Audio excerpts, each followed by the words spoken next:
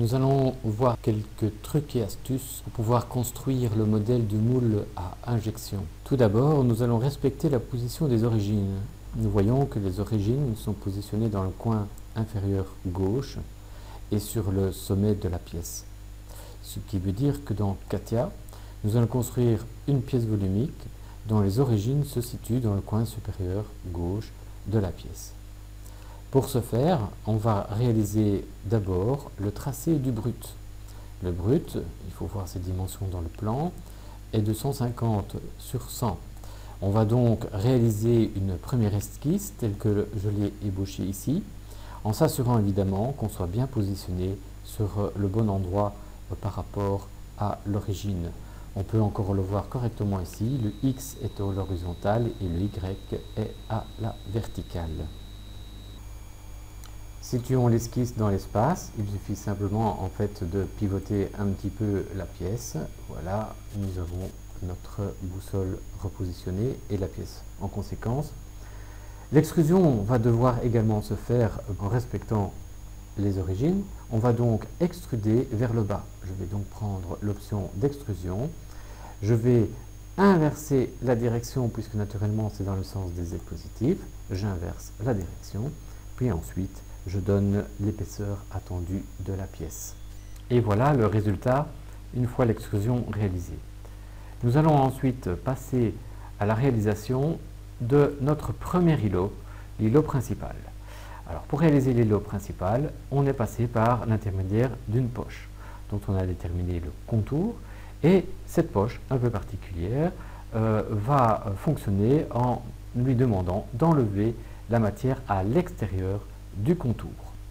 Passons à la réalisation de cette esquisse. Nous allons donc sur le bloc de brut de base déposer notre esquisse sur la partie supérieure et creuser vers le bas. On prend une esquisse, on va dessiner un contour, cette fois-ci un contour avec verticale, un arrondi à quart, une horizontale, un arrondi dont on ne connaît pas encore trop bien l'angle, encore une droite qui se termine tangent ici et alignée de l'autre côté, et on clôture. On va mettre les différentes dimensions. Nous savons qu'on a une distance de 5 par rapport au bord, une distance donc de 5 par rapport également à ce bord-ci. Voilà, 5.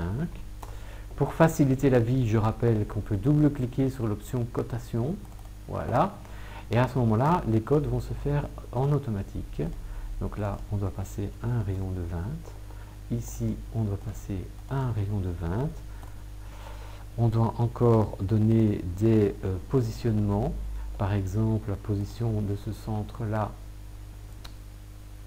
on va essayer de le pointer, voilà, est exactement à une hauteur de 70, avec une autre position par rapport à l'autre droite qui est exactement de 115 si on regarde bien dans le plan.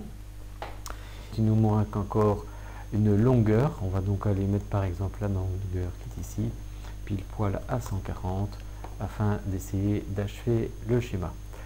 On voit qu'il y a des éléments blancs qui manquent, c'est parce qu'une horizontale n'a pas été appliquée. On va donc lui demander d'appliquer une horizontalité à cette droite-là et nous avons terminé. On peut sortir donc de l'esquisse et demander directement de faire une poche avec cette esquisse. La poche se fait naturellement vers le bas, ça, pas de problème. Par contre, elle l'enlève à l'intérieur du contour. On va donc inverser le bord de manière qu'il enlève à l'extérieur. De plus, il va falloir évidemment changer la profondeur, puisque la profondeur est de, je pense, 5 pour que ce soit correct. Si on demande un petit aperçu, on voit maintenant qu'effectivement, il enlève la matière vers l'extérieur du contour. Étape suivante, il suffit de faire un des grands perçages de diamètre 30. On va faire le perçage qui se trouve dans le coin inférieur gauche. En d'autres termes, on va réaliser ce qui est ici, ce perçage-là. C'est simplement donc une esquisse dans laquelle on en a fait un cercle de diamètre 30, positionné par rapport aux origines de référence. Donc on peut passer à cette étape-là sur notre pièce personnelle. J'ai déjà entamé le travail. Je vais encore positionner le centre par rapport à ce bord-là. mettre un 25 et ensuite on sort. Et là, c'est une poche beaucoup plus traditionnelle où on enlève de la matière dans le centre. Puis une fois qu'on aura fait ce perçage-là, on va passer à l'étape suivante. On va donc sortir de là et on va passer à la répétition rectangulaire de ces perçages puisque nous avons 4 perçages parfaitement identiques et bien répartis dans 2 directions différentes. On va donc activer cette option-là, répétition rectangulaire.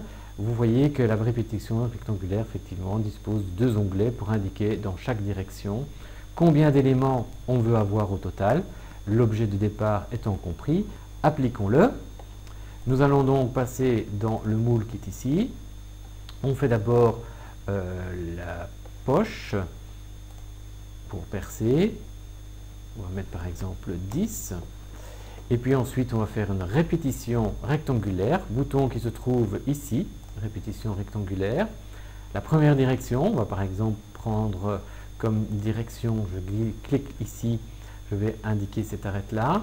Je vais inverser si ça ne va pas dans le bon sens et je vais donner ma valeur de distance. Je peux faire un Enter là-dessus pour qu'il s'active. Je prends la seconde direction, je vais indiquer la direction en indiquant une arête qui est dans cette direction-là, demander d'avoir 2 éléments et spécifier la distance qu'il y a entre ces 2 éléments. Je ne sais plus très bien si c'est 95 ou une autre valeur. On va simplement faire un Enter pour voir si c'est cohérent. Voilà. Et on fait OK pour qu'il répète ce premier perçage. Dernière étape, nous allons réaliser la poche rectangulaire. Bon, moi je l'ai fait en fait en rectangulaire et puis j'ai arrondi par la suite les différents coins. Donc voilà ce que je conseille de faire, c'est beaucoup plus facile.